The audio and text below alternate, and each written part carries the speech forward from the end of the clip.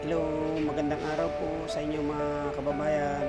Siya nga po pala, ito na nga po pala ang itsura ng isa sa pinaka-historical na Manila Central Post Office headquarters dito sa Lowtown, Manila. Tapos po masunog ito nung last year, May 22, 2023 at hindi na po natin alam kung ano pong plano. Nire-rebuild pa ba ito ng local at national government. Ito po ay dinisenyo ng dalawa sa pinakamagaling na architects noong 1926 na sila Juan M. Arellano at Tomas Mapua. Ang Manila Central Post Office ay naging witness